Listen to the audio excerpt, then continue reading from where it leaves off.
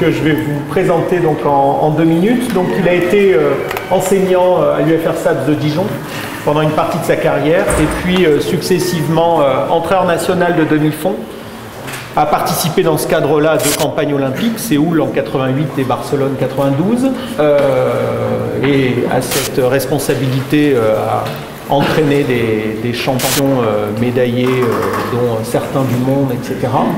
Il est aussi cofondateur de Cardisport, une entreprise qui œuvre dans le domaine du développement en fait, de logiciels appliqués à l'entraînement et au suivi de la performance. Et dans ce contexte a été le créateur du premier logiciel Propulse Endurance dans le domaine du développement des qualités aérobies en particulier. Avant Polar. Avant Polar. Et il est toujours au sein de cette entreprise responsable du service recherche et développement. Alors, là. Si on l'invite ce soir et on va l'écouter donc nous faire part d'une expertise qu'il a développée depuis maintenant plus de 10 ans, c'est pour qu'il nous présente en fait l'état de sa réflexion sur la préparation physique dans le domaine du football. Puisqu'il a depuis 1999 eh bien, successivement comment dire, été intervenant, préparateur physique dans divers grands clubs de Ligue 1 en France, comme le Paris Saint-Germain pour démarrer, l'Olympique de Marseille, le FC Nantes pendant un peu plus d'une saison, et, etc. Et donc, à travers ce parcours et ces années d'expérience, en fait, il a acquis une certaine conception de la préparation physique dans le football et il va nous partager ces expériences et cette expertise. Je te remercie préalablement. Ça me fait plaisir, il n'y a pas de nous consacrer du temps pour nous faire part de tout cela. Et donc il va commencer par vous présenter donc le contenu de son intervention qui s'intitule « Approche systémique de la préparation physique en football », qui va durer 45 à 50 minutes et ensuite on prendra le temps de débattre avec la salle et vous pourrez lui poser toutes les questions utiles. Voilà. Donc avant tout, je voudrais dire que je suis entraîneur, donc je me situe plus du côté de la pratique que de la théorie, même si je suis un passionné de sciences, un passionné d'informatique, je garde les pieds sur terre et j'entraîne depuis 1971. Donc ça fait un petit bail quand même. Alors approche systémique, ça va peut-être un nom un peu renflant, mais la notion de système est extrêmement importante parce qu'un système, c'est un ensemble d'éléments qui remplissent une ou plusieurs fonctions et c'est justement ces fonctions qui vont nous intéresser au niveau de l'entraînement. Donc on pourrait prendre une petite image pour parler de la préparation physique. Moi, j'aime bien prendre celle du puzzle. Donc, c'est un vaste puzzle cérébral. Il y a un certain nombre de pièces. Vous avez reconnu que ces pièces représentent les composants de la performance et que ces composants, il va falloir les recenser. On a jeté la boîte sur la table, on a tous nos puzzles et maintenant, il faut reconstituer l'image. Donc, c'est un casse-tête. Recenser l'image du puzzle, les pièces du puzzle, pardon. Et surtout concevoir ce qui va unir les pièces. Et c'est ça précisément la préparation systémique. C'est pas de dire le vert c'est la vitesse. J'y connais un peu en vitesse, mais je vais aller voir mon copain qui est vraiment un entraîneur des sprinteurs. Il va me dire comment on fait la vitesse.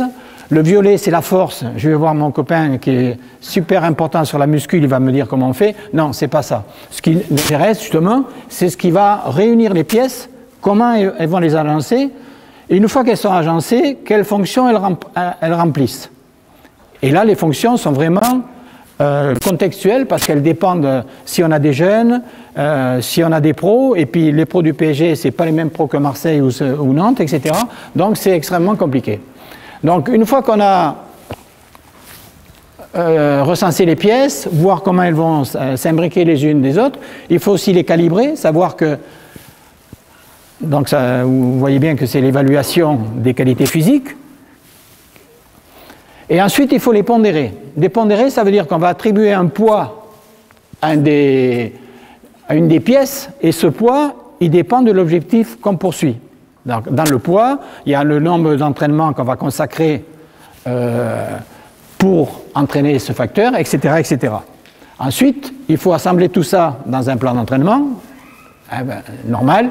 Et une fois que vous avez mis ça dans un plan, il faut quand même contrôler si ce que vous faites, ça paraît correct ou pas. Donc ensuite, on va contrôler et réajuster si on voit qu'on s'est trompé et que ça ne donne pas les résultats qu'on escomptait. Alors il y a deux conceptions qui s'opposent en fait. Il y a la conception analytique et sa cousine, la conception unilatérale, c'est-à-dire que je prends le facteur vitesse, c'est ce que je viens de vous dire, j'essaie de développer le facteur vitesse, donc la pièce elle devient comme ça, mais je sais pas ce que je vais faire dans l'autre pièce. Donc peut-être elles vont s'assembler, mais peut-être qu'à un moment donné, elles ne vont pas s'ajuster. Alors le fait de... Ça arrive même dans des grands sports. En regardant une voiture de Formule 1, ils se sont aperçus que le réservoir était trop gros et qu'il ne rentrait plus dans le châssis. Donc ils ont transformé des choses, manque de peau, pour gagner un peu en capacité, ils ont fait un réservoir plus grand. Et puis finalement, ils ont été obligés de refaire un châssis parce que quand ils ont voulu monter le réservoir, il ne rentrait pas dans le châssis. Donc pour des voitures qui font les Grands Prix de F1. Donc c'est un peu bizarre, quoi. Vous voyez que ça arrive à tout le monde. Donc ça, c'est la conception unilatérale ou analytique, c'est-à-dire que sur des qualités physiques. Je vais vous raconter une petite anecdote.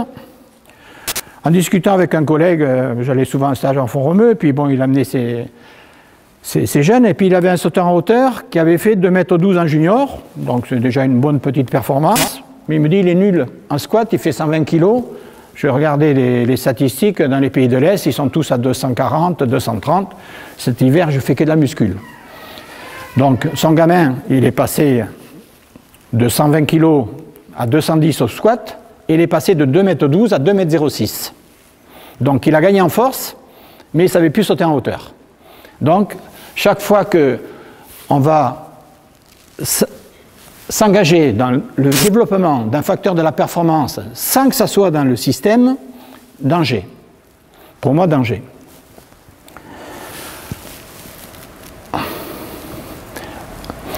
Alors ça va nous amener à ce qu'est une conception systémique. La conception systémique, effectivement, ce qui va nous intéresser, c'est ce qui relie les facteurs de la performance. Donc vous voyez, mes pièces de puzzle, il va falloir que je les assemble. Et je vais assembler la force, la vitesse, la coordination. Je vais assembler par exemple des qualités physiques, mais je vais assembler des qualités énergétiques, tactiques, etc. Et tout ça va remplir des fonctions, et c'est ça qui va m'intéresser. Donc dans ces fonctions, ben je le représente aussi souvent avec une boîte de vitesse. Il n'y a pas un pignon qui tourne sans entraîner les autres. Donc si à un moment donné on change un pignon, il faut être sûr qu'il va pouvoir encore être en phase avec celui d'à côté, parce que sinon la boîte de vitesse, elle ne va pas tourner. Donc ça, c'est important de voir que dès qu'on va faire ou qu'on va modifier un élément, ça va avoir des incidences sur les éléments qui... Alors, ces composants réunis en système, eh bien, ils ont des fonctions techniques, courir, sauter, courir avec le ballon, aller en avant, reculer, etc. Donc ça, vous savez tout ça. Et ils sont utilisés dans un contexte donné. Donc les U13, ce n'est pas comme les U15, ce n'est pas comme les pros, et même des clubs de Ligue 1 ont des différences. C'est énorme de rencontrer un type qui s'appelle Alain Piron, et Arnaud m'a dit qu'il était venu il y a deux ans ou l'année dernière, et que ça a été mon maître à penser, et j'allais chez lui le soir, je travaillais en tête-à-tête, donc c'était comme si j'avais un précepteur. Et des fois, plusieurs fois dans la semaine, j'allais travailler chez lui, on restait jusqu'à 2-3 heures du matin pour discuter sur la motricité. Alors je pense que s'il y avait un prix Nobel de la motricité, Alain Piron l'aurait eu. Et donc d'avoir un maître comme ça a été pour moi un bonheur terrible, parce que grâce à lui, j'ai pu avoir la carrière que j'ai eue. Alors ces éléments, c'est ceux du début. Il va falloir les assembler de manière systémique. Donc, je peux avoir un assemblage, regardez cet assemblage, le violet il est à droite, le vert il est à gauche, mais je peux avoir celui-là. C'est-à-dire qu'à un moment donné, suivant le contexte, mais finalement, le facteur, je ne l'ai pas agencé de la même manière avec l'autre, et à ce moment-là, j'ai une autre stratégie. Donc je ne dis pas que je vais travailler la force, je vais travailler la force dans ce contexte pour tel objectif, etc. Donc ça, c'est hyper important. Donc chaque cas est particulier, et chaque composant doit être amélioré, une batterie d'exercices que je vais ajouter. Donc les jeunes, ben, il ne faut pas les entraîner comme des pros, et ça c'est un peu une faille de notre système, parce qu'on a, je vous le dirai à la fin, puisque je voulais un peu conclure là-dessus, chaque fois qu'on va vouloir prendre des systèmes d'entraînement d'adultes et les mettre aux enfants de 13 ans, je pense qu'on va se planter, et on va se planter surtout parce qu'il va manquer ça. C'est-à-dire qu'un joueur pro vient travailler à l'entraînement, même s'il se fait plaisir, c'est sa passion. Un jeune, il vient s'amuser, il vient retrouver des copains, il vient dans un club, etc. Donc si on enlève le plaisir des enfants, je pense qu'on a tout faux. Alors c'est vrai qu'on dit, ouais, non, mais maintenant tu es venu bosser au club, il faut que tu arrives, il faut que tu sois pro, etc. Bon, les parents poussent, etc. Il y a tout un tas de choses, mais chez les jeunes, c'est un cas vraiment très particulier, et je pense que le plaisir, il faut toujours l'avoir derrière la tête. Alors vous voyez, le puzzle, eh bien, finalement, on peut modifier les pièces à condition que les pièces s'ajustent. Alors, ouais, vous avez bien compris, c'est une image, parce que quand on achète un puzzle avec la tour Eiffel dessus, on ne peut plus changer les pièces, alors que là, j'ai triché un peu, je les ai changées, quoi, hein, parce que justement, le système humain est plastique, et le système en carton ne l'est pas. Alors, deux possibilités pour concevoir un exercice. Et ça, c'est hyper important parce que c'est toujours ce qui a présidé mon travail dans les clubs. Un préparateur physique, on lui demande de construire des charges, de préparer des charges d'intensité, le volume de récupération, la durée de la récupération, vous connaissez tout ça, le nombre d'efforts, etc. Mais est-ce qu'une charge, c'est un exercice? Si c'est un exercice, c'est pas bon. Moi, je change un petit peu ça, je construis une charge, et je rajoute à côté de la charge l'apprentissage moteur. C'est-à-dire que dans un exercice, ce n'est pas composé que courir 1000 mètres en 3 minutes ou faire du 30-30, 140 mètres, 150 mètres en 30-30. Il y a de l'apprentissage. Si à un moment donné je mets de la détente, ce n'est pas pareil de sauter comme ça, comme j'ai vu certains joueurs, et de sauter comme ça. Ça, ce n'est pas le même exercice. Donc, dans les deux, j'ai rajouté l'apprentissage. Ce qui veut dire que le côté qualitatif de l'exercice ne doit jamais disparaître de la tête du préparateur physique. Alors, on entend dans d'autres théories d'entraînement qu'on ne fait que du qualitatif. Mais heureusement qu'on ne fait que du qualitatif. Ça ne sert à rien de faire une quantité de M, je ne sais pas quoi. Donc, il faut que ça soit augmenter la quantité de la qualité. Donc, dans un exercice, ne jamais oublier la dimension apprentissage moteur. Et là, c'est là où la théorie Piron était intéressante, parce que sa théorie, elle s'applique à tous les sports.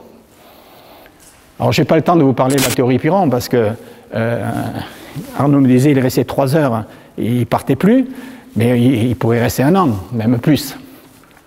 Donc, la conception de la motricité Piron s'articule autour de la notion d'appui, avec une chaîne musculaire qui va exploiter voilà, l'impiron, une chaîne musculaire qui va exploiter les forces du sol grâce à la vitesse. Donc il s'agit de déformer la trajectoire du centre de gravité grâce à la vitesse, grâce à la solidité de la chaîne musculaire qui répond. Donc ces 3 éléments, pareil, c'est la boîte de vitesse, ils sont en interaction. Si je vais plus vite et que j'augmente l'angle, l'angulation ici, je vais avoir une force terrible, donc où j'ai les moyens d'assumer cette force, ou je n'ai pas les moyens. Si je n'ai pas les moyens, je baisse et j'échoue. Hein. Donc ça pourrait être le cas, dont je vous ai parlé tout à l'heure du sauteur en hauteur, mais un sauteur en longueur qui augmenterait sa vitesse, qui arriverait sur la planche à plus de 12 mètres secondes au lieu de 11, si en même temps il n'a pas augmenté la force, il ne pourra pas placer d'impulsion. Donc il ne pourra pas sauter loin parce qu'il n'a pas travaillé un système. Et ça s'applique au foot. Donc, on va le voir ici. Alors, vous avez ici Valérie Brumel. Valérie Brumel, ça vous dit peut-être rien, mais c'était un sauteur ventral du temps où les Jeux Olympiques de Moscou, champion olympique, champion du monde, recommande du monde. Et on voit son placement en S, mais si vous regardez Valbu dessous, c'est la même chose, à part que lui, Brumel, il va sauter en hauteur, donc il est obligé de se pencher parce qu'il veut aller vers le haut. S'il s'agit de taper dans un ballon, on peut être vertical, mais on est organisé pareil en S, et l'appui, il ne se fait pas au bassin, il se fait au pied au sol, comme là, exactement pareil. Donc c'est pour ça que la force de l'appui, même pour un joueur de foot, et s'il n'est pas placé en S, c'est là où les problèmes de pubalgie arrivent, parce que si on prend appui que sur le bassin, ben là, effectivement, ça tire sur un, ça fait des pubalgies. Si au contraire, je prends appui au sol, là, c'est plus pareil, parce que j'ai une solidité, donc on verra à quoi sert la proprioception, pourquoi faire des rebonds pliométriques avec le joueur de foot, etc. Donc, côté apprentissage, ben, je suis ici en train de, avec Jean-Jacques, de lui montrer le ressort, c'est-à-dire j'appuie sur les épaules pour qu'il sente ce que c'est qu'un ressort aligné. Et même Baga est intéressé, c'est quand même important. Donc, hop, on appuie sur les épaules pour sentir. Donc là, avant de faire du travail en côte ici à la jaune, eh bien, je demandais, justement, alors je ne leur parlais pas de chaîne musculaire, hein, parce que on n'est pas en théorie, mais c'est important de rajouter ce côté qualitatif apprentissage. Alors effectivement, ça veut dire communiquer avec le sol, avec la jambe d'appui, mais ça correspond, ça commence avec les ballons mobiles. Là, je suis avec un Asri en train de lui envoyer un ballon. Là, pour le moment, j'envoie un coup le ballon à la main et un coup, il me renvoie du pied. Donc, il est sur une planche mobile, enfin, pas une planche mobile, un coussin ficelle mobile. Et ça, c'est du travail de proprioception qui, justement, fait prendre conscience de cette chaîne. Donc, là, vous avez Valbuena en train de taper, de shooter au but, et pas très loin du but, donc il est assez droit. Mais si vous voulez faire une passe longue, déjà, vous allez avoir une inclinaison un peu comme le sauteur en hauteur. Donc David, ici, comme il veut faire une grande passe, eh bien, déjà, il s'est un peu plus incliné, etc., etc. Donc voilà un petit exemple. On retrouve la chaîne musculaire exactement comme en athlétisme. Alors je vous ai amené cet exercice. Vous savez, c'est le petit exercice avec les haies. Mais vous savez où c'est que je l'ai trouvé, cet exercice? Je l'ai trouvé sur une vidéo de 1939 faite par l'équipe de Suède avec des menuisiers en bois. En 1939, les Suédois faisaient cet exercice de haies sur le côté. Vous voyez que les exercices, on ne les a pas inventés. Il y a beaucoup d'exercices qui datent presque d'un siècle.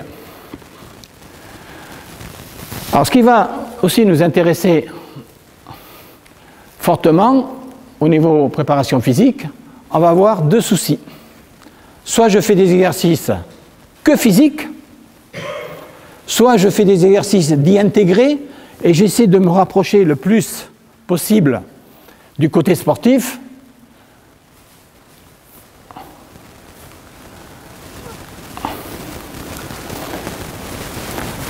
Alors, si je fais du physique, bien effectivement, si par exemple je veux faire de la PMA, je peux faire du 10-20. Là, bon, ça c'est un exemple de 10-20-125. Tac, je me fais mes 4 groupes. Là, j'ai une spécificité physique. Si je veux faire plutôt une spécificité sportive, eh bien, je fais de 4 contre 4 avec des appuis et j'essaie de toujours faire de l'intermittent, mais avec un ballon, dans des situations de sport co. Alors, ce n'est pas satisfaisant parce qu'on joue sur un terrain réduit, mettons 2 surfaces. Donc, ce n'est pas vraiment du spécifique. C'est que 4 contre 4 avec des appuis qui envoient le ballon. Donc, c'est pas tout à... Et ce n'est pas suffisamment précis pour savoir ce que fait le joueur dans l'exercice. Quand on fait du 10-20, 5-25 de manière athlétique, il y a les cardio, il y a des distances à parcourir, chaque groupe a une distance précise à parcourir, puisque ce n'est pas exactement les mêmes triangles, le vert est peut-être plus grand que le jaune, c'est peut-être le rouge qui est encore le plus grand, etc. Ce sont des groupes de niveau. Donc là, au moins, on a calibré, on sait ce qu'on fait.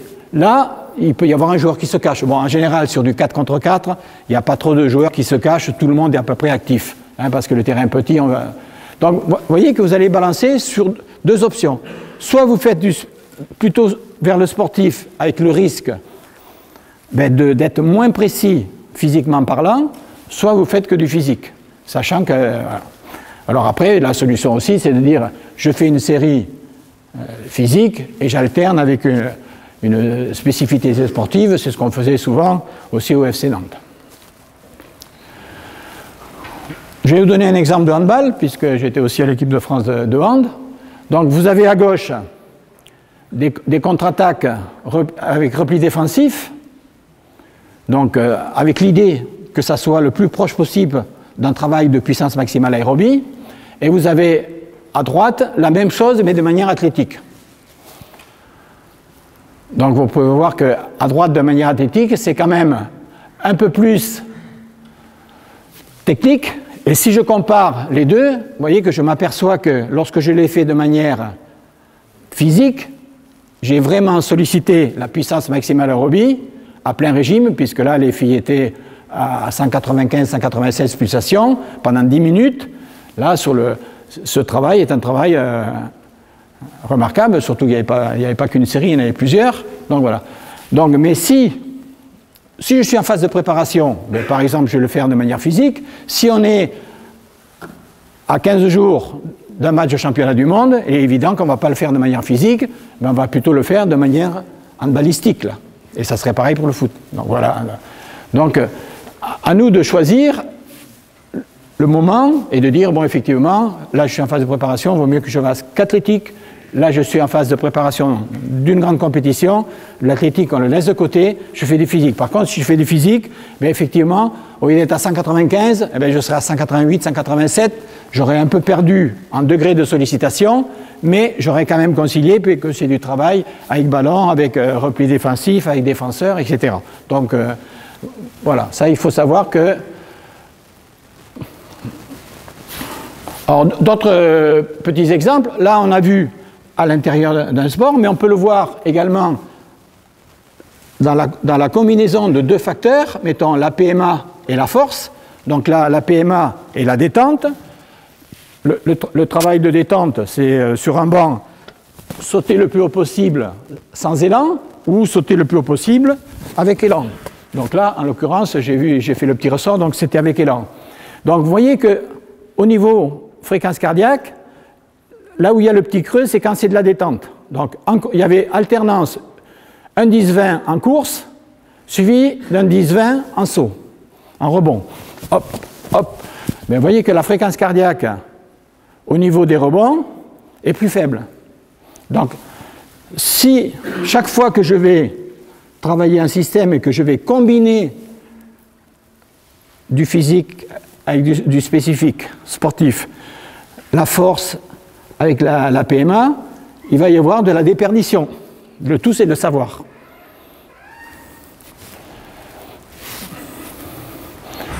Voilà, donc c'est un peu. Par contre, là, c'est que de la course. Là, on est plein pot du début à la fin. Donc là, c'est du 5-15, 30 fois, donc c'est quand même des grosses séries. C'est très dur à faire. Donc là, le joueur n'était pas tout à fait assez échauffé, c'est pour ça que c'est pas monté tout à fait vers. Là, celle-là, elle est parfaite, puisque là, on est vraiment horizontal, avec une montée en flèche rapide. Donc, que de la course, maintenant course détente, donc à nous de choisir. Mais il faut savoir que si je combine deux éléments, il va se passer des choses. Donc le tout, c'est de les maîtriser. Encore un exemple systémique. Je fais du 30-30 à la même vitesse, 152 mètres, et puis j'ai un petit remords. Je dis, 30 secondes, ça ne fait pas beaucoup de récup, je vais peut-être faire 60 secondes, je vais doubler la récup. Mais si je double la récup, qu'est-ce qui se passe? En doublant la récup, mes crêtes d'effort ne sont même pas au niveau des creux du 30-30. Donc, vous voyez, quand vous allez bâtir une charge, il ne faut pas voir que l'intensité et la durée de l'effort, il faut voir ce qui va avec, c'est-à-dire la récupération consécutive, le contre-effort. Qu'est-ce que je fais dans le contre-effort? C'est la récupération active ou passive. Et quelle durée elle doit avoir? Et vous voyez que là, si vous avez changé que la durée de la récup, vous avez descendu l'intensité générale, alors que l'intensité de course est la même. Vous demandez aux deux joueurs de faire toujours 152 mètres en 30 secondes. Donc l'intensité de l'exercice n'a pas bougé, on n'a bougé que la récup. Donc là, on a l'exemple avec la récup qui est doublée, mais on pourra avoir le même avec faire récup passive et récup active. On aurait un peu la même chose. Alors maintenant, accrochez-vous un petit peu.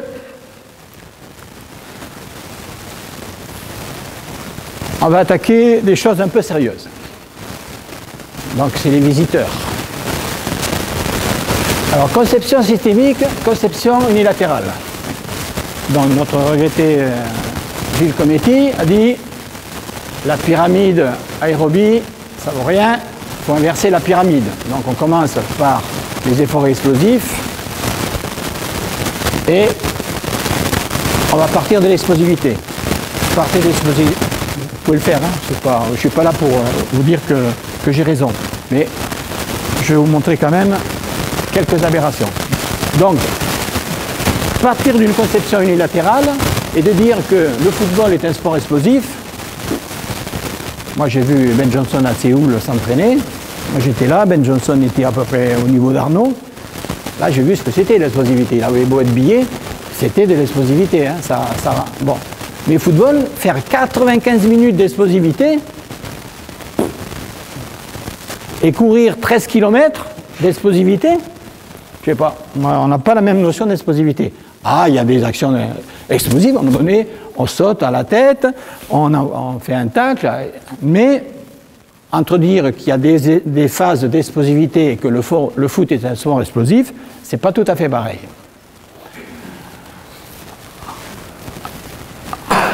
Alors, pour moi, envisager une pyramide avec pointe en bas, c'est bizarre, les Égyptiens ne l'ont pas fait comme ça. Ils auraient dû essayer, voir si ça tenait.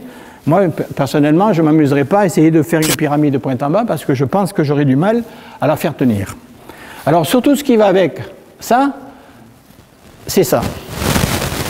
Puisqu'il nous disait aussi, il faut partir de l'explosivité, et fibre rapide ou fibre lente, il faut choisir. Moi, je choisis les rapides.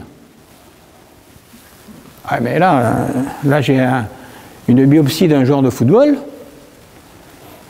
Vous avez les fibres lentes en blanc et les fibres noires qui sont les fibres rapides. À peu près, vous avez à peu près 52% de rapides, mettons 48% de lentes.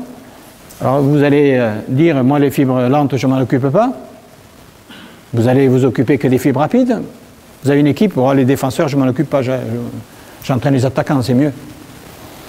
Donc on n'a pas le droit de dire qu'il faut choisir entre les fibres lentes et les fibres rapides. Il faut entraîner toute la population des fibres. Parce que si on n'avait pas les fibres lentes, je ne pourrais pas vous parler debout, je serais obligé de vous parler assis. Parce que je serais carbo depuis que je parle sur les fibres rapides. Heureusement qu'on a des fibres lentes qui nous font tenir.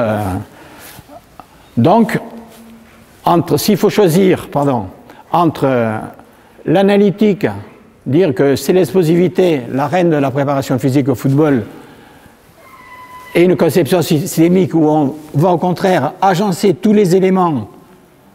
Je n'ai pas dit qu'il ne fallait pas faire d'explosivité, j'ai dit que ça ne pouvait pas être la base du football, de la préparation physique du football. Ce n'est pas tout à fait pareil. Donc pour moi, l'assurance tout risque, c'est faire une base large en bas et pointe vers le haut. On aura l'occasion d'y revenir. Alors quelques faux synonymes qu'il ne faut pas tout à fait confondre non plus. On va y passer 10 secondes parce que vous connaissez ça depuis longtemps. La PMA, c'est la puissance maximale aérobie. Il ne faut pas la confondre avec la vitesse maximale aérobie. C'est juste une question d'unité. L'une c'est des millilitres par minute et par kilo, l'autre c'est des kilomètres/heure ou des watts, peu importe. Voilà. Donc le tout c'est de ne pas les confondre. Mais surtout, il ne faut pas les confondre avec l'endurance. Parce que l'endurance, c'est d'une qualité qui nous permet de maintenir durablement un niveau d'effort. Donc si je suis courant de 100 mètres et que je ne tiens que 80 mètres sur un 100 mètres, je ne suis pas assez endurant. Mais pas assez endurant de vitesse. Si je suis un marathonien et que je tombe en panne au 35e kilomètre, je tape dans le mur, je ne suis pas assez endurant.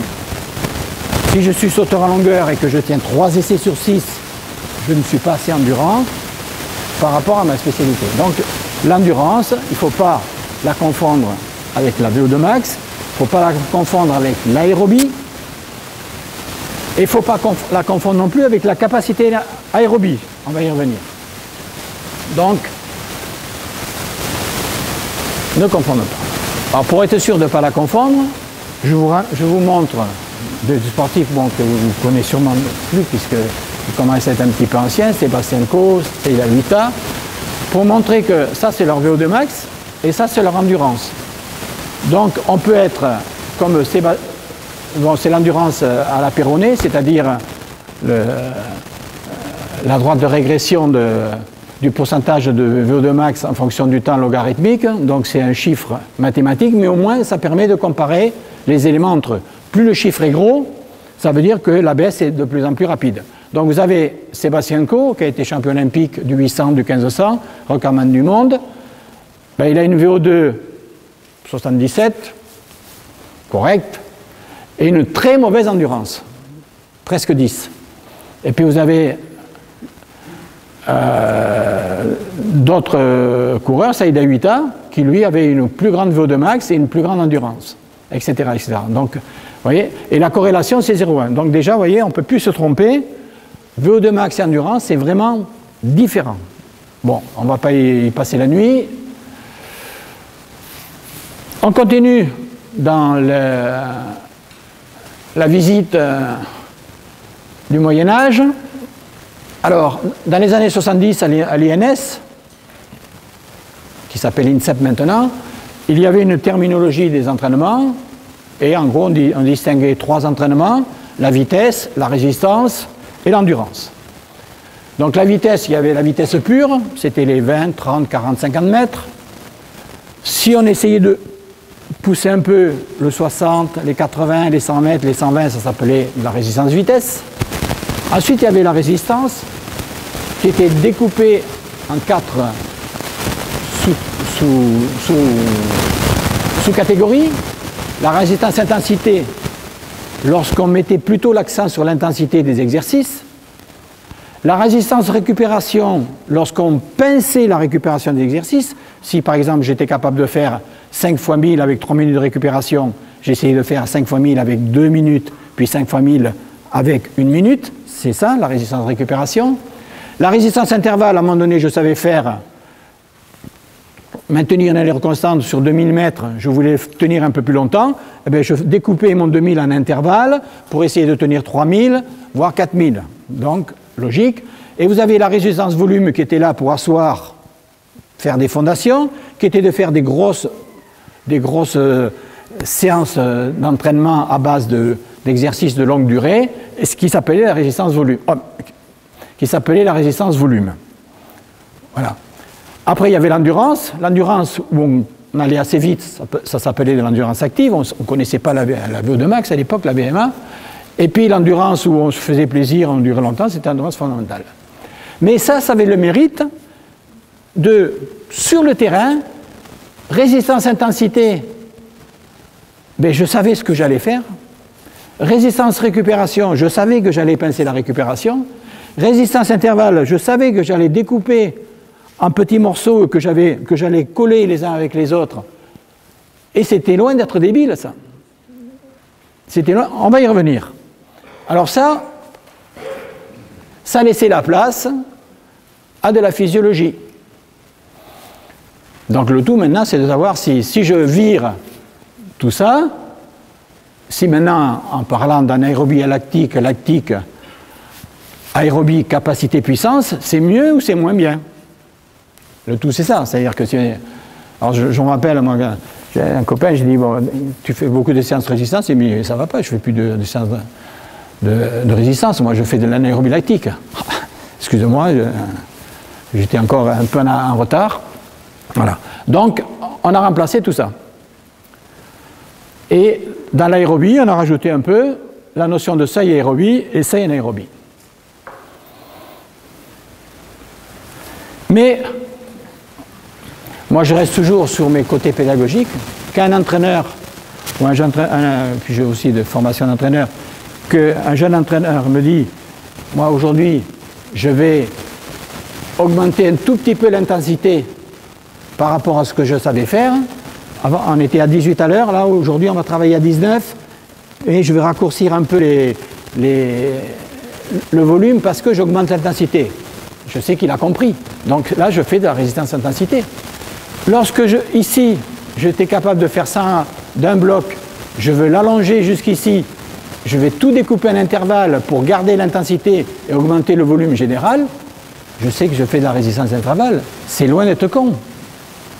C'est très logique. Ensuite, j'ai 2 blocs d'efforts là. Mon coureur de 5000, il sait faire 2 fois 3000, mais il faut qu'il fasse un 5000 en compétition. Ben, je vais lui apprendre à faire des petits morceaux de 5000 et je vais diminuer la récupération, mais je ne vais pas lui faire des 3000 en diminuant la récupération. Les 3000, je les transforme en 1000. Là, je diminue la récupération et je colle tout ça. Logique implacable. Je sais ce que j'ai fait. J'ai gardé l'intensité où j'ai même un peu diminué. J'ai même un peu diminué le volume général parce que je joue sur la récupération. Je sais pourquoi je fais ça. Si je suis ici, oh, je tiens que 10 fois 30-30, je juge que ce n'est pas suffisant, ben je vais augmenter tout ça. Je fais de la résistance volume. Et ça, pour moi, c'est du montage Lego, mais c'est très logique. Et c'est du travail d'homme de terrain. Ça me plaît. Donc moi, je ne sais pas si l'aérobie, l'anaérobie a fait avancer le schmilblick. Je n'en suis pas sûr. Mais on a quand même des théoriciens et des grands physiologistes qui sont proches du terrain et qui ne perdent pas le nord. On va voir ce qu'ils nous ont donné ces dernières années. Alors, toute notre formation d'entraîneur s'est basée un peu en physiologie sur la courbe d'Oval de 74. Vous la connaissez, je ne vous apprends rien en vous montrant cette courbe. Mais elle a subi un petit lifting. Dans un premier temps, un certain nombre d'auteurs, comme Astrand, Kull, Saltine, etc., ont travaillé là-dessus et ils l'ont transformé en disant « ça, c'est pas tout à fait assez précis, on va faire celle-là ». Mais celle-là, elle avait quand même un inconvénient majeur, parce que si je vois la glycolyse anaérobie, je m'aperçois qu'au bout de 20 secondes, c'est-à-dire en gros un 200 mètres en athlétisme, je suis encore à 50% de ma glycolyse. C'est impossible ça. Le coureur à Safar Powell, quand il fait un 200, il est plein pot à la 3e seconde au niveau glycolyse. Donc cette courbe, elle n'a pas lieu. Donc, Portmans et Cazorla, Léger, l'ont relifté de manière assez intéressante. Alors, voilà la dernière retouche de la courbe d'Oval. Celle-là est beaucoup plus intéressante parce que vous voyez que la glycolyse qui était ici, elle est devenue la courbe rouge. Hein, donc, et on a rajouté ça. L'O2 qui est sur la myoglobine. Alors je suis content parce que ça, j'ai écrit un petit ouvrage dans les années 80 où je parlais de ça, mais j'étais un peu tout seul quand j'ai parlé que la myoglobine était très importante en 80. Pourquoi j'en avais parlé déjà en 80? Parce que j'avais eu la chance d'aller à un colloque de physiologie à Saint-Étienne où j'avais fait la connaissance d'Astrand. Et comme un coup de bol, j'étais ici au premier rang, et Astrand vient s'asseoir à côté de moi, j'ai dit j'y parle pas, et je me suis jeté à l'eau, j'ai quand même parlé, et on a discuté intermittent. Et on a discuté myoglobine, etc. Et là, bon, je suis content de voir que maintenant, Cazorla, Léger, ils ont dit ah, ça c'est important parce que ça veut dire que dès les premières secondes, j'utilise de l'oxygène. Alors qu'avant, on disait ben, c'est au bout de 6 minutes. En gros, hein, je caricature. Donc il va y avoir des incohérences maintenant par rapport au tableau de tout à l'heure. Puisque tout à l'heure, je vous ai montré un tableau avec une filière anaérobie à lactique. Donc, puisque les réserves d'oxygène sont utilisées dès la première seconde de l'exercice, je ne peux pas dire qu'un effort de 3 secondes est anaérobie. Il y a de l'oxygène dedans. Ensuite, on a vu que la glycolyse anaérobie, elle part à 200 à l'heure verticale. Donc ça veut dire que dès les premières secondes de l'exercice, je fabrique de l'acide lactique. Donc l'effort anaérobie et lactique ne tient plus. Je ne peux plus parler de ça. Donc déjà le tableau d'avant. un effort de VO2 max. Là j'ai pris l'exemple vitesse, maintenant je prends l'exemple opposé, effort de VO2 max. Astrand nous disait déjà en 1960, je sais que mon sportif est à puissance maximale aérobie quand il fabrique au moins 10 millimoles d'exercice, 10 millimoles dans le test. Donc ça veut dire qu'un exercice aérobie max est aussi lactique. Donc ça commence à être emmerdant pour le tableau de tout à l'heure, parce que là, là au SMIC, les filières énergétiques sont interfacées, et pour moi maintenant, ça me paraît difficile de pouvoir dire demain à l'entraînement, je travaille sur la filière anaérobie à lactique, ou je travaille sur la filière lactique, anaérobie lactique, etc., etc. Donc, suivant l'interfaçage, eh bien effectivement, peut-être à un moment donné, il y aura un peu plus massivement de glycolyse anaérobie que d'aérobie, ou au contraire, il y aura beaucoup d'aérobie et peu de glycolyse anaérobie. Donc, à nous, maintenant, de voir dans l'interfaçage comment vont se situer les proportions. Et ça, c'est compliqué à trouver, je vous cache pas. Mais c'est pourtant la réalité. Alors, cet aspect interfaçage que l'on voit au plan physiologique, ben on va le retrouver au niveau des qualités physiques. La force à l'état pur, dans le football, elle ne va pas trop nous intéresser. Je n'entraîne pas des haltérophiles. Si je m'occupe d'haltérophiles, c'est ça qui va m'intéresser. Si je m'occupe de joueurs de foot, c'est peut-être la force-vitesse, c'est peut-être l'endurance de force, etc. Donc ça, les rapports vont changer. Donc maintenant, les rapports entre la force, l'endurance et la vitesse, à moi de les composer, à moi de faire ma boîte de vitesse par rapport aux joueurs que j'entraîne. C'est des jeunes, c'est des pros, quel type de pro, etc. Donc ça, c'est un exemple d'interfaçage sur plusieurs qualités physiques. Mais vous avez le même interfaçage sur le plan d'une seule qualité physique aussi. Si je prends le football, la vitesse pure en football, elle n'existe quasiment pas. Il y aura de la vivacité, c'est-à-dire que je dois courir vite, mais en même temps sauter un adversaire, comme ici Valbu. Je dois courir après un adversaire qui lui contrôle le ballon, mais moi je ne l'ai pas, je m'appuie sur son épaule, je cours quand même pour essayer d'attraper le ballon. Je fais une accélération sans ballon, et là je suis quand même très heureux de vous montrer cette image de Chéroux, parce que si vous ne savez pas que c'est Chéroux, on a l'impression que c'est un sprinter. C'est pas Safa Fowell, mais parce qu'il est blanc, mais c'est un bon sprinter, c'est peut-être le maître. Voilà. Donc, il est pas à l'amble, il sait courir. Voilà. Donc, par contre, Ziani, il courrait peut-être un peu plutôt comme un footeur. Hein. Bon, sans critiquer. Alors après, il y a la vélocité. Après, il y a la vitesse avec ballon, mais en prenant etc., etc. Donc, vous voyez l'interfaçage qui existe. Et ça, c'est compliqué à mettre sur pied. Je continue à visiter les lactates. Alors, à un moment donné, moi, j'avais des copains, dis-moi, les cardiofréquences-mètres, je les ai foutus à la poubelle. J'ai acheté des appareils pour mesurer, je mesure les lactates. Parce que ça fait docteur, on a des gants, on fait attention de ne pas attraper le sida. Bon, ça fait sérieux, c'est déjà, ah, t'as un cardio, toi, tu prends le pouls. Moi, non, moi, c'est les lactates qui m'intéressent. Mais, on mesure quoi? On mesure les lactates sanguins, mais au niveau du muscle. Heureusement qu'il y a des gens, et notamment Green en 83, donc ça ne date pas d'aujourd'hui quand même, qui a montré qu'on fabrique des lactates dès la première seconde de l'exercice.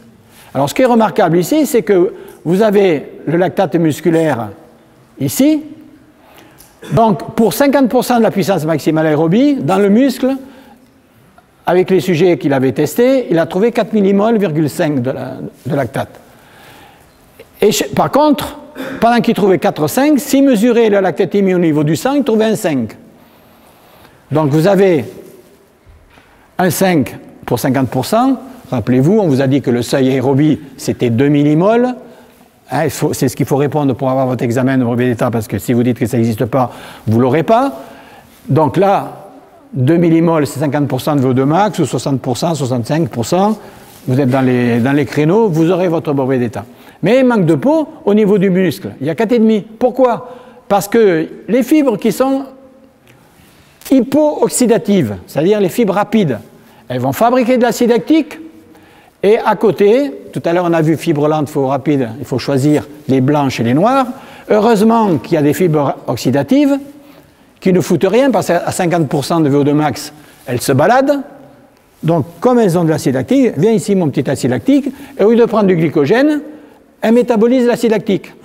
Si bien que comme la fibre oxydative métabolise l'acide lactique, il n'apparaît pas dans le sang. Donc quand vous mesurez un acide lactique dans le sang au doigt ou à l'oreille, déjà, vous n'avez pas mesuré ce qui a été produit, vous avez mesuré un reste. Pas étonnant qu'il y ait des erreurs. Donc soit on veut faire du travail de précision, du travail d'orfèvre, et à ce moment-là on dit, mais ça je mets à la poubelle, soit je fais semblant d'être scientifique et je m'en sers. À vous de choisir.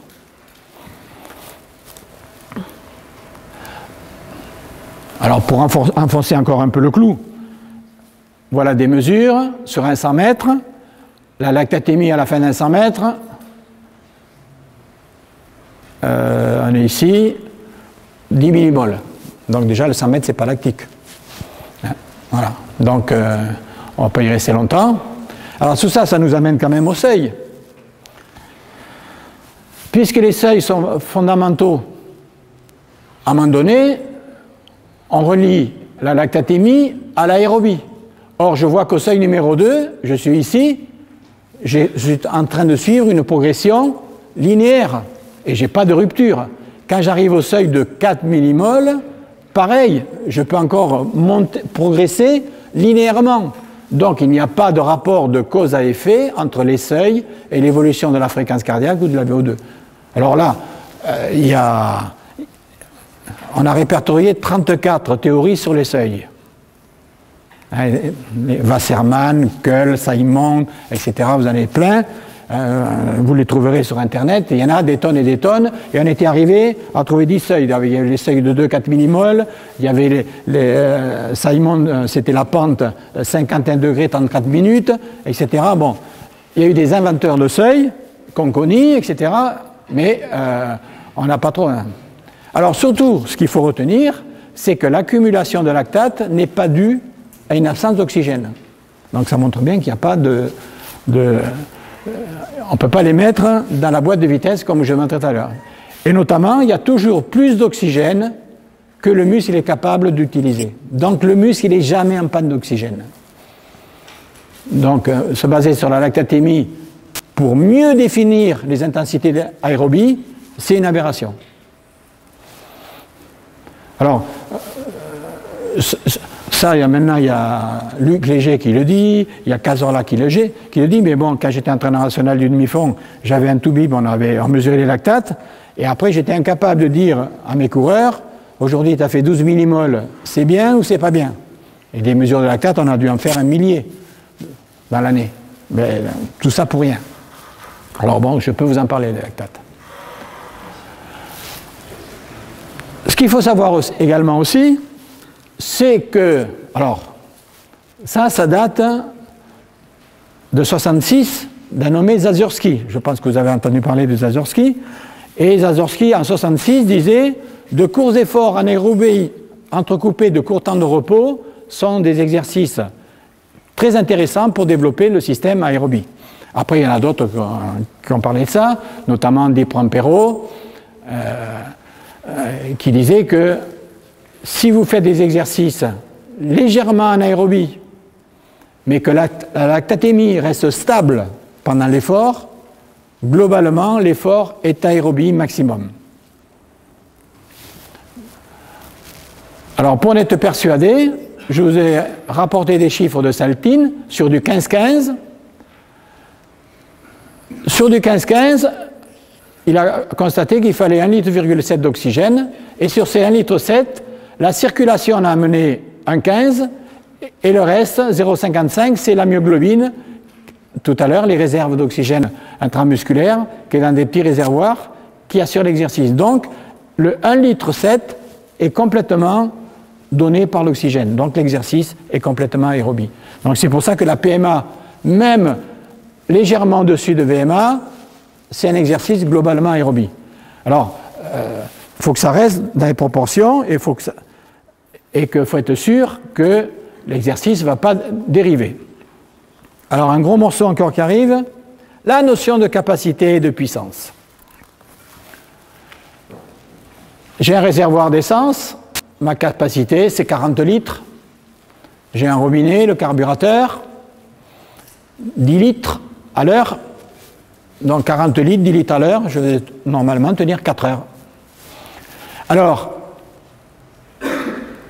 si je divise la capacité par la puissance, j'ai la durée de fonctionnement.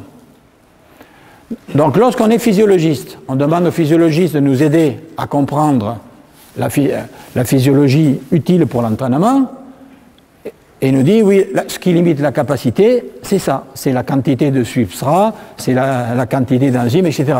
Ce qui limite la puissance, ah oui, c'est les systèmes enzymatiques, plus il y en a, plus ça cartonne.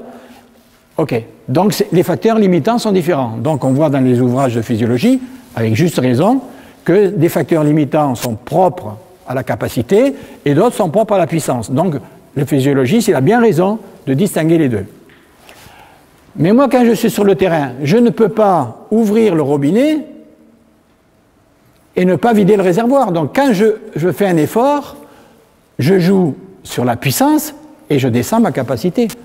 Donc, capacité et puissance sur le terrain sont inséparables. Si je suis ingénieur de Formule 1, je change les carburateurs de la Formule 1. Je n'ai pas besoin de m'occuper du réservoir. Mais quand je fais un effort, hop, ben là je dépense une certaine capacité énergétique à une puissance donnée. Et si je vais plus vite, j'ai augmenté la puissance. Donc, la seule chose qui va me guider, c'est la puissance. Alors, si je regarde ce qui se passe, je fais un rapport entre la puissance d'un effort, la durée et la capacité. Je m'aperçois que c'est une courbe décroissante et qu'elle est ici en rouge. Donc, elle peut être dessinée, si on veut, par le temps limite de chaque puissance. Donc, si je suis coureur de 1500 mètres, ben, j'ai une capacité aérobie qui m'autorise à tenir 5 minutes. Si je suis marathonien, j'ai une capacité aérobie qui me permet de tenir 2 minutes. Et si je vole, j'ai une qui me permet de tenir 90 minutes plus 5 minutes d'arrêt de jeu, 95 minutes. Donc, la capacité, elle ne sait pas si on est coureur de 1500 mètres ou si joueur de foot, etc. Alors, ce qui va nous intéresser, c'est quand on parle de capacité aérobie, demain je fais de la capacité aérobie, de quoi on parle? Du comburant, l'oxygène. Mais si c'est l'oxygène, on ne se tombera jamais en panne d'oxygène. On l'a vu tout à l'heure, le muscle, l'organisme est organisé pour qu'il n'en manque jamais. S'il en manque un peu dans le cerveau, c'est foutu. Hein, vous le savez tout ça. Donc attention, donc, quand on parle de capacité aérobie, c'est le comburant, l'oxygène, ou c'est les carburants? Si c'est les carburants, c'est les sucres, les graisses. On va laisser de côté les acides aminés, c'est pour ça que je les ai mis entre parenthèses, parce qu'ils sont un petit peu négligeables, même s'ils participent un tout petit peu. Bon, toujours est-il que si je suis joueur de football, je ne pourrai jamais tomber en panne de carburant au cours d'un match de football. Parce que ça dure qu'1 heure et demie, 1h35. Si je suis marathonien, peut-être. Alors, ce qui se passe quand même, en fonction de la durée de l'effort, c'est que dans mon réservoir, là, ça serait trop simple si c'était que du gazole ou de l'essence, c'est que c'est un mélange. Comme moi j'avais une mobilette, il fallait mettre aussi un peu d'huile avec l'essence, hein, etc. Donc il fallait composer la richesse du mélange. Il ne fallait pas trop se tromper, il ne fallait pas mettre trop d'huile, etc. Donc plus l'effort dure longtemps, plus mon réservoir doit avoir un mélange riche en acides gras, vous le savez, et plus l'effort est court, plus au contraire, c'est du glucose. Si je suis court de 1500 ou de 5000, je ne vais pas m'amuser à brûler les graisses pour aller vite sur un 5000 ou vite sur un 1500. Il me faut du sucre, du glucose, du glycogène. Donc plus ça dure. Donc, alors, est-ce que l'entraînement, je suis capable de faire mon mélange? Moi, je n'en suis pas capable hein, de savoir si... Alors, je sais quand même que si je fais des efforts de 6 minutes, de 10 minutes, ben, il y a des chances que j'ai utilisé du glycogène et pas beaucoup d'acides gras. Et si je fais des footings de 2 heures, j'aurais plutôt utilisé les acides gras que les sucres, etc., etc. Alors ça se complique, parce que là je vous ai montré un réservoir avec son carburateur, manque de peau, chez nous, dans l'organisme, il y a 3 réservoirs en vase communicant. Vous avez le système aérobie qui donne dans le réservoir des composés à forte énergie, le phosphagène. En dérivation, vous avez la glycolyse anaérobie. Vous avez la myoglobine intramusculaire qui est ici. Donc, suivant la vitesse à laquelle je fais mon effort, je pars comme ça, hop, mon niveau va rester en équilibre. Je pars en footing, le niveau descend un peu, comme il sort 10 litres et que j'en récupère 10, mon niveau se stabilise à ce niveau. Je vais un peu plus vite. Le niveau descend un peu plus bas. Mais toujours au-dessus de la glycolyse anaérobie. Donc, comme le niveau il est ici au-dessus, ce réservoir, il ne peut pas envoyer son énergie. Il y arrive un petit peu parce qu'on a vu tout à l'heure que dès la première seconde ça travaille, mais il a vraiment du mal. Et si je vais encore un peu plus vite, à ce moment-là, là ça va descendre à vitesse grand V, et quand j'aurai plus de myoglobine ici, j'aurai mangé toute ma myoglobine, mais la glycolyse anaérobie va travailler à plein régime. Alors, si je veux faire un sprint maintenant, que j'en suis là, j'ai que cette capacité énergétique. Je n'ai pas dit que la capacité, ça n'existait pas. J'ai dit que la capacité, ce n'était pas un paramètre de l'effort. Pas tout à fait pareil. Donc, quand mon collègue de tout à l'heure de la pyramide inversée disait que l'aérobie ne peut pas résoudre la vitesse en fin de match, non, l'aérobie ne peut pas augmenter la vitesse, mais l'aérobie peut augmenter les sprints. Et moi, quand j'étais à l'OM, que Ribéry, à la 93e minute, était capable de faire un 40 mètres plein pot, c'était assez impressionnant, ça. Parce que justement, lui, son niveau, il n'était pas là, son niveau, il était là. Donc, il avait toute cette énergie pour faire un sprint. Et pourquoi il avait toute cette énergie pour faire un sprint? Parce qu'il avait un gros système aérobie, VMA de 21,5 km/h. Donc, un joueur comme ça, il peut prier le bon Dieu ou remercier ses parents. Parce que ses parents, ils l'ont doté de qualité de vitesse et d'une grosse PMA. Idéal. Donc là, il faut savoir que l'héritabilité génétique est hyper importante. On ne pourra pas le construire en aérobie. C'est ses parents qui lui ont donné cette richesse-là. Après, l'entraînement, c'est du poulet d'entraîner un mec comme ça. Avec des qualités comme ça, c'est pas dur. Il sait jouer au foot, donc il suffit qu'il s'entraîne physiquement. Au foot, il sait tout faire. Donc, il peut... voilà, donc vous voyez, ça c'est ça le systémique. C'est de dire, ah oui, mais l'aérobie, je vais rendre les joueurs diesel, c'est la hantise de tout le monde. Ah, l'aérobie, ça rend les joueurs diesel. Ah, oui, maintenant je suis allé à Dijon, je sais que c'est l'explosivité. Allez, au rencard l'aérobie, je ne cours plus. Mais comment je fais mes 13 km dans un match pro? Sans courir, en faisant que des squats en muscule? Moi, je ne sais pas faire ça. Enfin, bon... Ce qui est marrant, c'est qu'il y a des gens qui causent sur l'entraînement qui n'entraînent pas. Ça, je ne peux pas voir. Quelqu'un qui me donne des conseils d'entraînement qui n'entraîne pas, alors là, ça me donne des boutons. Alors, qu'est-ce qui se passe là? Encore, je renforce le coup sur l'aérobie, parce qu'on a tellement dit de conneries là-dessus, que ça me prend un petit peu la tête maintenant, et maintenant que j'ai un peu de temps, je le dis, haut et fort. Donc, vous connaissez la noria. ATP donne de l'énergie pour la contraction, devient de l'ADP, et ça, il faut que ça tourne. Hein, vous avez pris ça depuis la première année ici, et vous le savez. Mais quand la créatine, qu'est-ce qu'elle fait? La créatine va dans la mitochondrie chercher une molécule d'ATP, elle devient alors de la créatine phosphate, et une fois qu'elle devient créatine phosphate, elle peut à nouveau redonner son phosphate à l'ADP pour revenir ATP. Donc, je vous dis, il faut de l'explosivité, il faut être vite au foot. OK? Mais je fais un sprint, je suis mort. Je peux plus en faire un deuxième. Dans la mitochondrie. Où sont les mitochondries? Dans les fibres lentes. Et heureusement qu'on a des fibres lentes, parce que sinon on n'aurait pas de mitochondrie, on serait à la rue. Je serais assis en train de vous parler, j'en pourrais plus. Voilà. Donc, on voit bien que ce qui est capital, c'est que cette navette doit fonctionner à vitesse grand V. C'est pour ça que j'ai pris la navette Atlantis, et elle va chercher dans la membrane de la mitochondrie l'ATP qu'il faut. Donc il ne faut pas combattre aérobie contre explosivité, contre vitesse. Si, il faut le combattre si on a une conception unilatérale, analytique, mais pas si on a une conception systémique. On ne peut pas faire cette erreur-là. Donc, alors, des éléments comme ça, il y en a d'autres. Ah, mais tiens, il est en panne, le pauvre Djibril, il vient de faire un sprint, et il a 4 pattes. Eh oui, c'est normal. Hein? Donc, si l'aérobie, on n'en fait pas, eh bien, on est comme ça.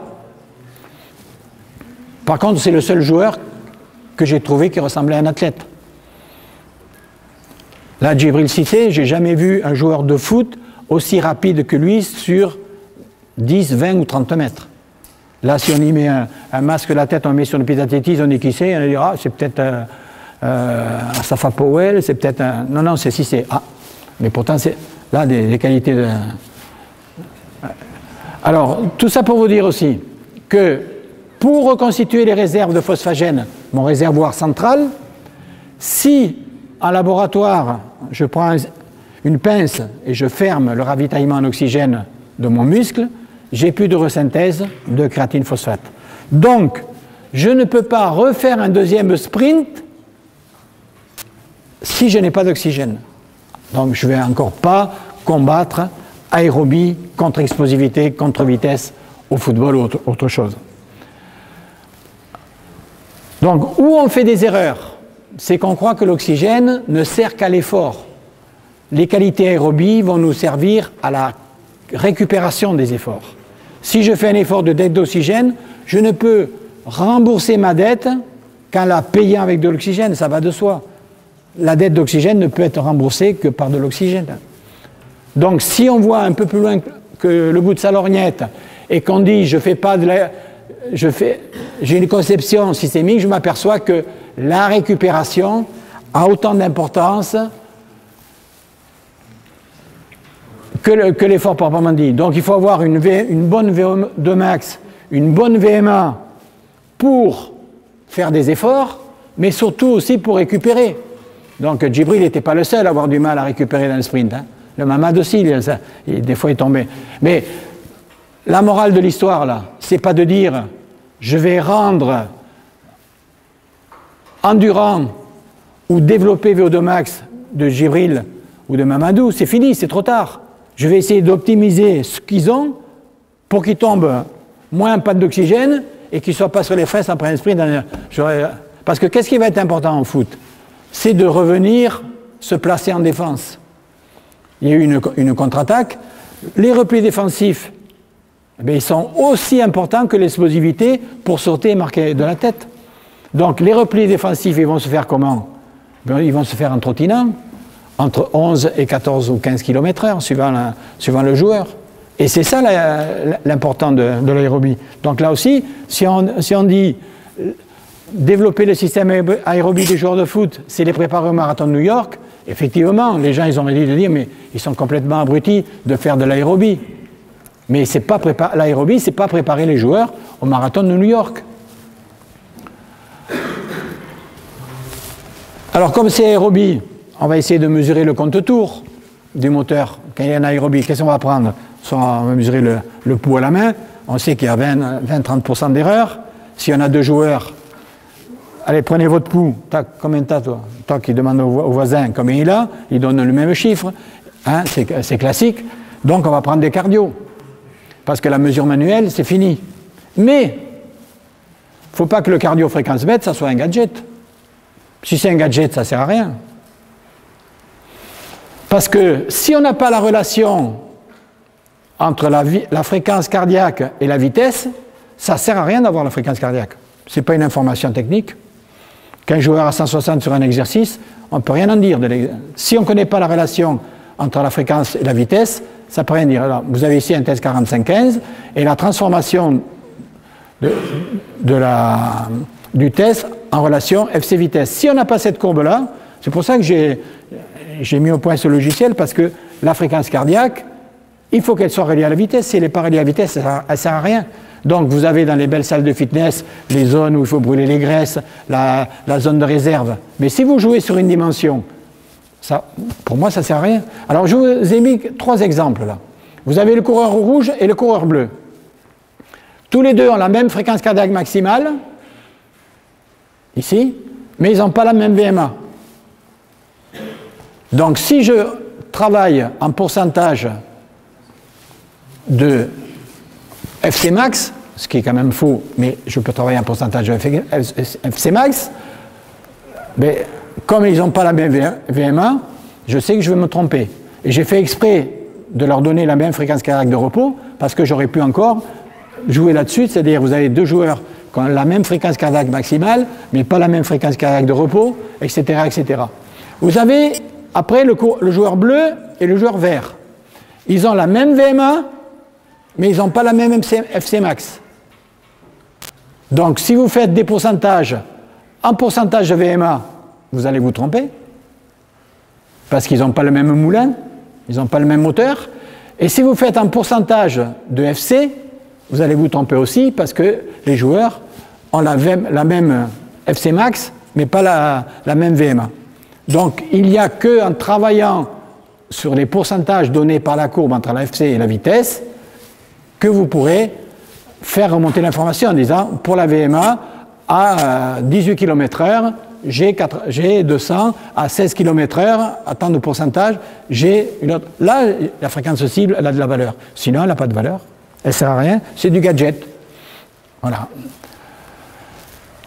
Donc, sans la courbe FC vitesse, pour moi, la fréquence cardiaque, ce n'est pas une information technique.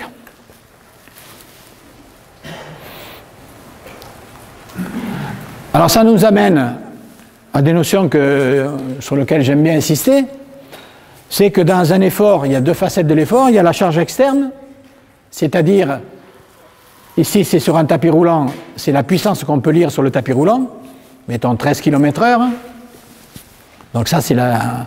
Mais ça peut être des watts si on est sur un vélo. Et il y a la charge interne, c'est-à-dire la charge interne, c'est l'effort que je déploie pour courir à 13 km/h. Donc à ce moment-là, il faut m'imaginer dans la salle des machines, je regarde les compteurs de la salle des machines, et là je m'aperçois que à 13 à l'heure, eh bien, il se passe telle et telle chose. Donc, si un groupe de joueurs, tout à l'heure je vous ai montré l'échauffement sur la première diapo avec les joueurs, on part tous à 12 km/h pour s'échauffer, mais tous les joueurs ne font pas le même effort parce que leur charge interne sera différente. Alors je vous ai pris deux exemples. Vous avez deux joueurs qui n'ont pas la même pente de tout à l'heure FC vitesse, et comme ils n'ont pas la même pente FC vitesse, on va regarder ce qui se passe. À 15 km/h, le joueur rouge, ça représente 77% de sa vitesse maximale aérobie, et ça représente 77% de sa puissance maximale aérobie. C'est-à-dire c'est l'effort qu'il déploie pour courir à 15 km/h. Par contre, le coureur bleu, c'est toujours 76, 77, 32, en charge externe, mais par contre, lui, ça lui coûte 87. Ce qui veut dire que le joueur bleu, il dépense plus d'énergie pour courir à 15 à l'heure que le joueur rouge.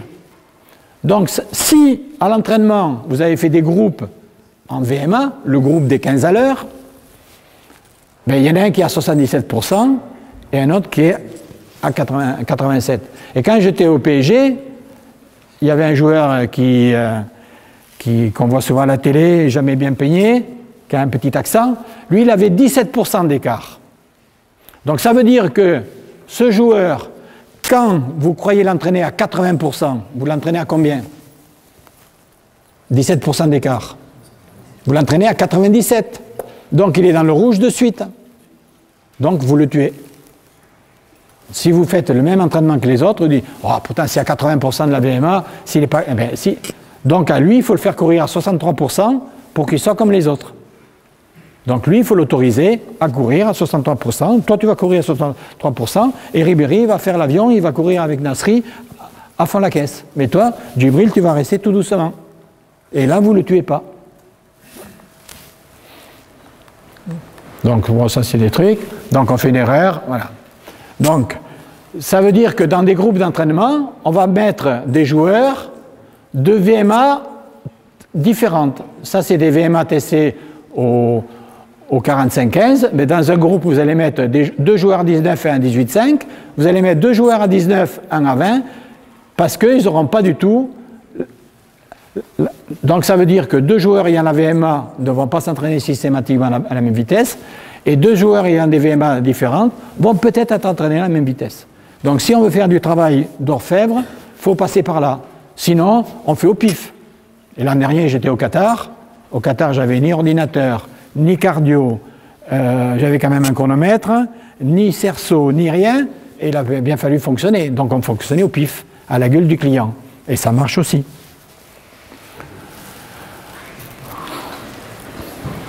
Alors pour enfoncer encore le clou, puisque le foot est un sport explosif, en foot il doit y avoir un paquet de sprints.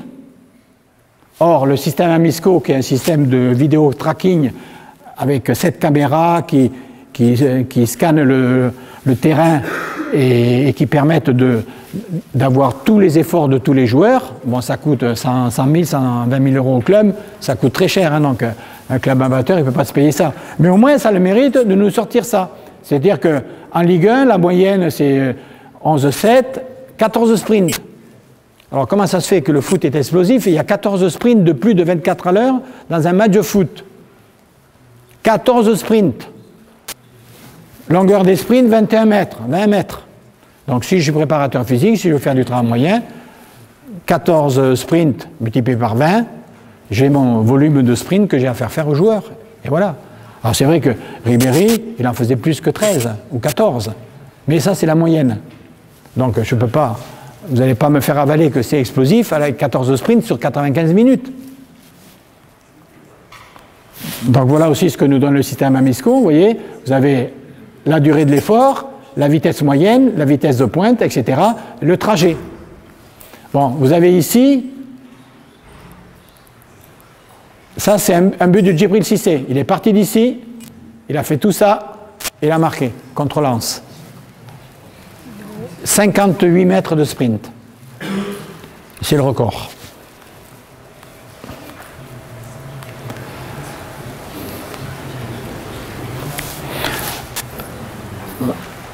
Donc en 2006-2007, j'avais regardé ce qui se passait sur 21 matchs. Sur 21 matchs de Ligue 1, il n'y a que 6 matchs où en deuxième mi-temps, on a couru l'ensemble de l'équipe a fait moins de distance en deuxième mi-temps qu'en première. Donc, j'ai lu partout dans plein d'ouvrages sur le foot qu'en deuxième mi-temps, on fait moins de sprint qu'en première. Vous pouvez acheter des bouquins sur le foot, on va vous dire ça. Moi, à Marseille, je ne l'ai pas vu. 6 sur 21. Ça, c'est la distance globale de l'équipe. Maintenant, je prends les joueurs individuellement. Je vois ici Ziani, il a fait 15 sprints en deuxième mi-temps alors qu'il n'en avait fait que 9 en première. Par contre, Laurent Bonnard, qui est sur la photo de l'affiche, il en avait fait 9 en première, 7 en deuxième. Zenden, 4 en première, 3 en deuxième. Niang, 8 en première, 14 en deuxième. Nasri, 7 en première, 8 en deuxième. Cissé, 3 en première, 9 en deuxième, etc. La moyenne sur ce match, 7 efforts de moyenne en deuxième mi-temps, 5 en première. Mais il y en a qui font moins. Donc ça veut dire qu'il ne faut pas en faire une loi. Il y a certains joueurs qui vont faire moins de sprint en deuxième, d'autres vont en faire plus. Donc ne donnons pas ça comme disant c'est une loi, etc., etc. Par contre, ce qui a toujours baissé, j'ai jamais vu une inversion, c'est que les distances entre 11 et 14 km/h, on a toujours couru une plus faible distance en deuxième mi-temps qu'en première. Moralité, c'est le système aérobie qui est le plus sensible à la fatigue dans un club de Ligue 1. Tous ont une baisse. Et ça, c'est les fameux replis défensifs qu'on ne fait pas si on est carbo de manière aérobie. Donc voilà déjà quelque chose qui devrait un peu vous déstabiliser, enlever quelques a priori qu'on vous a inculqués. Moi, c'est ce que j'ai observé, je vous le donne avec des chiffres, avec de l'expérience. Alors maintenant, l'entraînement aérobie. Donc je vais vous en parler parce que je ne vais pas insister sur la vitesse ou sur la force, ça prendrait plus de temps et ce n'est pas là où il y a le plus de danger. Le plus de danger chez les jeunes, c'est le système aérobie. Donc le système aérobie, il n'est pas si simple que ça. C'est très très très compliqué, notamment quand on a des jeunes en formation. C'est-à-dire que la consommation d'oxygène en litres par minute, elle croît jusqu'à la phase de croissance rapide et après, elle ne fait que décroître. Donc ça veut dire que si vous loupez la période jaune, c'est-à-dire jusqu'aux 17 ans, voire 18, bien après vous ne pourrez plus améliorer le système aérobie. Alors que vous pouvez toujours améliorer la vitesse. La vitesse, en travaillant un peu la force, en travaillant la coordination, vous arrivez à en sortir. L'aérobie, ça sera fini. Vous avez fait les fondations de la maison, vous avez fait les fondations, c'est fini, on ne peut plus descendre plus bas, les carottes sont cuites. Donc voilà ici l'évolution de la consommation maximale d'oxygène relative, cette fois en millilitres par minute et par kilo, et de 10 ans à 18 ans, qu'est-ce qui se passe? Ligne droite, ça veut dire que si on n'a pas hérité de ses parents avec les fibres lentes qu'il faut, on ne pourra jamais être un bon coureur, on n'aura jamais des possibilités aérobies importantes, données par la génétique. Et si on est une fille, on n'a encore pas de peau parce qu'on ne fait que descendre beaucoup plus vite que les garçons. Parce qu'à la puberté, elles prennent un peu plus de poids, etc., etc. Donc on va avoir plusieurs cas de figure. On va avoir des jeunes à croissance rapide, des jeunes à croissance moyenne et des jeunes à croissance tardive. Donc en fonction de ça, ben, on verra. Mais après ces pics de croissance, VO2 max, les carottes sont cuites. Donc quand on va travailler l'aérobie, on va essayer d'éviter de baisser. Alors pour vous donner un petit exemple, quand j'étais entraîneur de course à pied,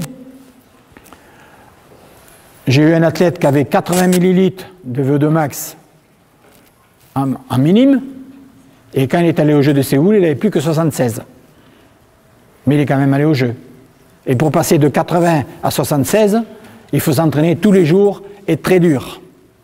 Et malgré ça, on perd 4 millilitres. Mais on va quand même au jeu. Donc c'est ça. Alors c'est sûr qu'à Dijon, quand on avait trouvé 80 millilitres, le prof de l'hôpital, il me dit, bon, on va le faire passer la semaine prochaine, j'ai trouvé 80, c'est niveau mondial, j'ai dû me tromper dans les trucs. Et on l'a repassé la semaine d'après, on a retrouvé la même valeur, 80,4, 80,3, puis il dit, ben, le gamin, alors ce gamin, quand il est venu pour s'entraîner, j'ai dit, qu'est-ce que tu veux faire toi? Tu viens avec les copains? Il me dit, moi monsieur, je veux aller au jeu. En minime, le gamin, première rencontre, je lui dis, qu'est-ce que tu veux me faire d'athlétisme? Oui, moi, pourquoi faire? Moi, monsieur, je veux aller au jeu. 11 ans après, il était à Séoul. Donc, vous voyez que le mental aussi, quand un gamin il veut quelque chose, c'est important aussi, ça. Donc, il va falloir essayer de tendre vers une cylindrée la plus élevée possible et penser que quand on a des jeunes en formation, il ne faut pas louper le truc. Alors, si on vous dit, l'aérobie, ça ne sert à rien au football, eh bien, le gamin, U17, U18, il va arriver en Gambardella à U19, avec une VMA de mono, eh bien, il ne passera jamais pro, ou il sera peut-être pro, mais avec un moulin qui lui permettra de ne pas avoir la carrière qu'il aurait pu avoir. Alors, dans la VO2, il y a un piège aussi, un gros piège que nous avait donné Kuznetsov, ou Platonov, enfin, c'est l'école russe. Ces Russes nous ont montré que on a tous une zone d'entraînabilité, c'est-à-dire le rectangle représente nos réserves fonctionnelles pour faire des efforts, et lorsqu'on est débutant ou qu'on débute un sport, notre zone d'entraînabilité représente à peu près 70% de nos réserves fonctionnelles. Donc si ça je le retraduis en fréquence cardiaque, je mets mettons 200 ici, et si je fais un effort pépère, à 120 pulsations minutes, j'ai des progrès, je suis dans la zone. Par contre, si je fais le même effort, alors que j'ai franchi un niveau, ici, je ne suis plus dans la zone. J'ai beau faire des efforts, ils ne me servent à rien. Donc, au fur et à mesure que notre capacité se développe, la zone se rétrécit. Et là, tout de suite, vous allez comprendre et vous dire, ah, mais c'est vrai, je l'ai rencontré, ça. C'est-à-dire qu'à un moment donné, un gamin ne progresse plus. Mais qu'est-ce qui se passe s'il ne progresse plus? Parce que la zone, c'est... Alors, si on veut garder une amplitude de cette zone, il faut couvrir toute la zone d'entraînabilité. C'est-à-dire que cette zone ici, si je reprends l'image de l'aérobie et des fréquences, je dois travailler des efforts à 130 pulsations, des efforts à 140, des efforts à 180 et à 210. Mais si j'ai mal compris ce que j'ai dit tout à l'heure, il dit, ah oui, il nous a parlé de la PMA, c'est important. Alors si à un moment donné, je fais que de la PMA, c'est-à-dire la zone vert foncé ici, et que je ne fais plus rien dans cette zone, ici, j'ai plus que 50%. Puis ici, j'aurai plus que 20%. Ici, j'aurai plus que 10%. Alors que si j'ai travaillé dans toute la zone, vous voyez que la diminution est moindre. Et j'arrive à haut niveau avec une zone fonctionnelle de 25% au lieu de 10%. Et là, si je suis à 10%, je suis cuit. Je ne peux plus y arriver.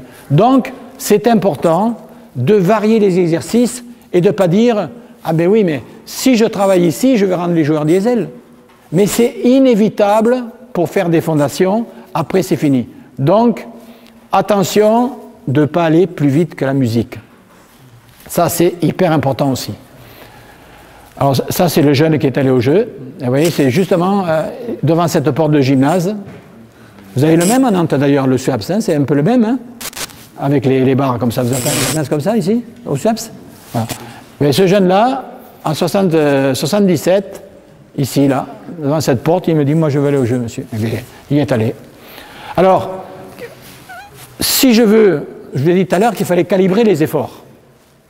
Donc, pour pouvoir calibrer les efforts, il va falloir que je cerne à 100%. Et si j'ai des jeunes, comme je vais faire à la fois des exercices continus et à la fois des exercices intermittents, normalement, j'aurai besoin de faire 2 tests. Un test continu, le Vameval, ou l'idéal, le meilleur test que je connaisse, c'est le test de Bru, peut-être que vous ne le connaissez pas, mais c'est le Vameval derrière vélo. Et le vélo est guidé par un petit ordinateur, j'aurais dû l'amener pour vous le montrer, ça s'appelait un Psion, c'est des tout petits, et ça permet de rythmer la vitesse de pédalage. Donc, on ne s'occupe pas du compteur de vitesse du vélo, on écoute le rythme de pédalage, bip, bip, bip, bip, bip, bip, bip, et ça monte, et ça vous fait un Vameval. Mais l'avantage, c'est que vous êtes sûr d'avoir une pente de laboratoire. Bon, le tout, c'est de savoir pédaler quand même et d'écouter les bips. Si vous n'écoutez pas les bips, c'est pas bon. Donc, si vous n'avez pas de vélo, vous le faites, vous faites le Vameval de Cazorla, il n'y a pas de souci. Et après, l'idéal, c'est d'avoir aussi une référence au niveau intermittence, c'est-à-dire faire un test 45-15 pour avoir au lieu de dire j'ai mon Vameval, j'ai trouvé 18 à l'heure, je vais travailler à 120% de 18, vaut mieux faire le test 45-15 de dire je travaille à 100% de la vitesse du 45-15. Parce que vous l'avez fait de manière intermittente, c'est plus logique que d'extrapoler quelque chose de continu sur de l'intermittent. Donc pour des jeunes, au centre de formation ou autre, je pense qu'il faudrait faire les deux, pour être précis. Après, dans les clubs, si vous dites, bon, mais moi j'ai des gamins, ils s'entraînent 2 fois par semaine, oubliez tout ça, jouez au ballon. Par contre, je suis un responsable de centre de formation, j'ai les gamins tous les jours, à ce moment-là, c'est mieux de faire comme ça. Alors, comme on l'a vu tout à l'heure, orientation plutôt athlétique, orientation plutôt sportive, ben, si vous n'avez pas beaucoup de temps pour les jeunes, ben, avec un ballon dans les pieds, on peut faire aussi de l'aérobie. Aérobie, ça veut dire qu'il utilise l'oxygène, donc je peux le faire avec ballon, je peux le faire en course à pied. Si à un moment donné, je veux le calibrer, il vaut mieux que je le fasse en course à pied, comme ça j'y vois clair. Si je ne peux pas, c'est pas grave. Donc, chez les jeunes, il va falloir travailler dans tout ça. Alors, bien sûr, on vient de parler sur l'aérobie. Il ne faut pas oublier la force, il ne faut pas oublier la vitesse. C'est clair. Hein, je n'ai pas dit qu'il fallait la vitesse, il va falloir travailler la vélocité, la vivacité, la vitesse avec prise d'info, etc. Donc tout ça, il faut le travailler, c'est évident. Hein, au niveau muscule, eh bien, effectivement, c'est musculaire qu'il faut le travailler. Hein, Donc, chez les pros, si on veut aller là, on va se tuer. Ils ne savent pas faire un squat, les pros. Donc, vous leur faites faire des squats, vous avez des blessures. Au bout de... Pourquoi vous avez des blessures? Parce que vous allez avoir... Ça, j'y reviendrai tout à l'heure. Voilà. Voilà un basketteur en train de faire un squat avec 32 kilos. Hein. Mais si déjà, votre joueur, il part comme ça, imaginez si vous lui mettez le poids de cette gardienne-là. Bon, là, la barre est penchée parce que l'appareil photo est penché, hein, mais elle n'est pas penchée. Hein. Elle est droite, sa barre. Hein. Donc, j'avais pas d'image horizontale. Bon, ça, c'est une ancienne gardienne de l'équipe de France de hand. Vous voyez qu'elle travaille quand même lourd. Celle-là aussi, la petite blondinette qui fait 55 kilos, elle a aussi 90 kilos sur les épaules. Alors, vous voyez que là, il y a une différence fondamentale entre les deux. Là, c'est le guide barre. Eh c'est moins intéressant que sans guide barre, mais au moins, ça ne blesse pas. Voilà, donc, mais là, lui, il fait un truc comme ça. Si vous faites ça avec les joueurs plots que vous les cassez, vous êtes renvoyé. Donc, vaut mieux plutôt jouer sur la détente, faire des trucs, des rebonds qui soient bien élastiques, pas sauter comme ça, se tasser à la réception, etc. Donc, la technicité, bien montée. Et là, vous voyez que là, les Nantais sont techniquement très, très bien, etc. Donc, ce qui est important dans la technicité, ça, c'est Asafa Powell. C'est préparer la réception. Vous voyez comme il lève le pied, ça c'est ce qu'il faut faire avec les athlètes et ne pas tomber un point de pied. Donc en conclusion, n'interprétez pas que je vous ai dit que c'était que l'aérobie qui devait être travaillée dans le football, il y a tout le reste, mais si c'est un maillon faible de la performance, ça ne marchera pas non plus. Voilà. Donc, et il ne faut pas oublier que le joueur de foot, il doit quand même rester joueur de foot, ce n'est pas un coureur à pied. Ni un haltérophile. Bon, ça on va le laisser tomber. Donc pour terminer, soit vous montez rapidement et vous êtes comme le lièvre, soit vous élargissez la base et vous creusez des fondations, vous montez moins vite, mais vous pourrez espérer devenir pro. Donc, mais pendant que vous faites ça, que vous creusez les fondations et que vous élargissez la base, vous prenez des branlées tous les dimanches par ceux qui ont pris cette solution. Donc vous dites, je suis à côté de la plaque parce que lui, il fait de la vitesse et il me fout 5-0, et moi je suis en train de faire les fondations, je rame, mais c'est vous qui avez raison peut-être. Donc il faut se méfier de tout ça, notre système il est mal fait. Après je dis, bon, ne cherchez pas dans les livres des solutions, il n'y a que l'expérience qui va vous la donner. Merci.